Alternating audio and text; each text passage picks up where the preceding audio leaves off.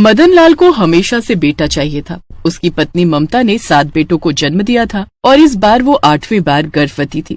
हे प्रभु, इस बार भी मुझे बेटा देना, नहीं तो मेरे पति मुझे मार डालेंगे। इस बार ममता ने एक बेटी को जन्म दिया।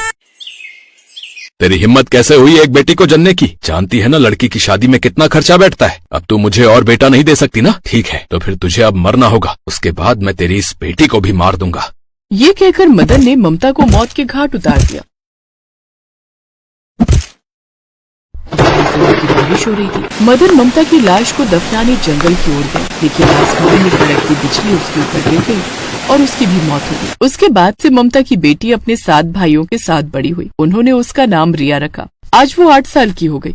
आज भाई दूज था। वो हाथ में पूजा की थाली लेकर सबकी आरती करती है। भैया, मुझे आशीर्वाद दो।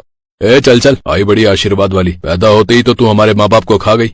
ऊपर से तू लड़की है, बोझ है हम पर, बोझ, समझी? तुझे पालने के लिए हम सबको काम करना पड़ता है, समझी? लेकिन घर का काम तो मैं ही करती हूँ ना। आप लोगों के कपड़े धोना, बर्तन धोना, झाड़ू लगाना, और अब तो खाना बनाना भी सीख गई हूँ। वो तो तुम लड़कियों का काम ही होता है, तुझे करना ही होगा।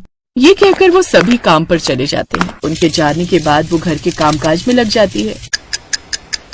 तभी उसके भाई आ जाते हैं। चल अब हमारे लिए भी खाना लगा। खाना तो अभी नहीं बना भैया। क्या अभी तक नहीं बना? तब से आराम से बैठी होगी। अरुण, जा तो जाकर चूल्हे से गरम लकड़ी लेके आ, जा।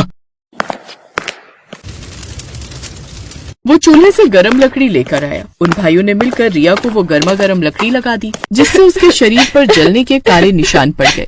फिर उन सब ने उसकी खूब पिटाई की। रिया को जलने की वजह से काफी दर्द हो रहा था। माँ, काफी दर्द हो रहा है, बहुत जल रहा है। तो क्या करें हैं? अब अकल ठिकाने आई या अभी भी नहीं आई हैं? चल अब जा और जाकर हमारे लिए गर्मा गर्म खाना बना। चल जा, नहीं तो इतनी सुताई होगी कि सारी जिंदगी याद रखेगी, बता रहे हैं। इसके बाद रिया रोते रोते चूल्हे के पास बैठ गई और खाना बनाने लगी। जैसे तैसे उसने पहले आलू की सब्जी बनाई, फिर नन्हे हाथों से ढेर सारा आटा गूंथ कर सबके लिए रोटियां बनाने लगी। माँ, कितना दर्द हो रहा है। उसने खाना बनाकर सबको परोसा। ऐसे ही समय बीता। अपने भाइयों के अत्याचार सहते सहते ही रिया बड़ी हो गई। उसकी एक सहेली सपना ने उससे पूछा, अरे रिया, तू कब करेगी शादी? तू कब जाएगी ससुराल? सबके नसीब में ये सुख नहीं होता बहन। तू बस अब अपनी शादी पर ध्यान दे और शादी के बाद खुशी से अपना जीवन बिता। मुझे तेरी बहुत याद आएगी। याद तो मुझे भी तेरी बहुत आएगी। और तू चिंता न कर, मैं गांव के सरपंच से बात करती हूँ। वो तेरे भाइयों को समझाएंगे और तेरी शादी के लिए मनाएंगे।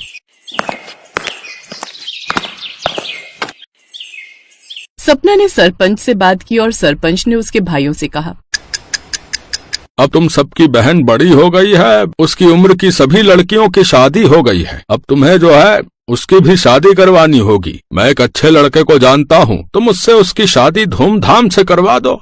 लेकिन धूमधाम से शादी करवाने के लिए पैसे भी तो होने चाहिए ना, और हमारे पास इतने पैसे कहाँ हैं? हाँ, माना की जमीन है, लेकिन हम इसके लिए अपनी जमीन नहीं बेचेंगे, बता रहे हैं। तभी उनका छोटा भाई प्रमोद दौड़ते हुए आया।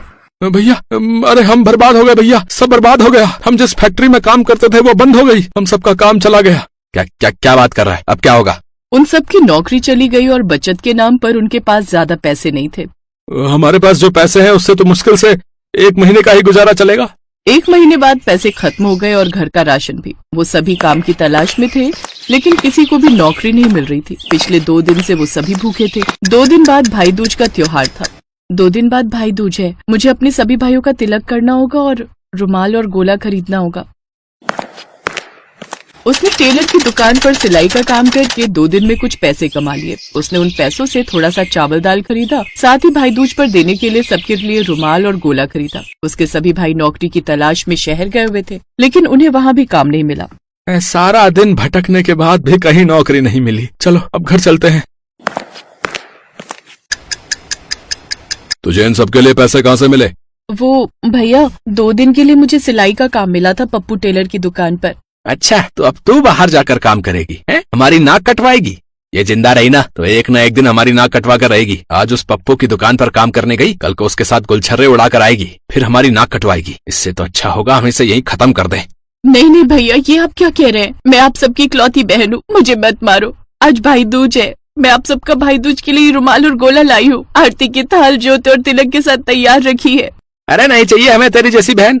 वो सभी उसे मारने वाले थे कि तभी सरपंच पुलिस के साथ वहाँ पहुँच जाता है। गिरफ्तार कर लो इन सबको। हम गांव वालों को पहले ही तुम पर शक था कि तुम सब जरूर ऐसा कुछ करोगे। आखिर हो तो अपने हत्यारे बाप की ही औलाद ना। पुलिस उन सबको गिरफ्तार कर लेती है। रिया खूब रोती है। घबरा मत बेटी, आज से तुम मेरी बेटी है और अजय तेरा भाई। तो इसे तिलक कर भाई दूज मना ले और अब से तेरे कन्यादान की जिम्मेदारी हमारी। रिया सरपंच के बेटे के भाई को तिलक कर भाई दूज मनाती है। अब वो सरपंच के साथ उनके घर पर ही रहती है। रिया अब खुशी खुशी उन सबके साथ रहती है।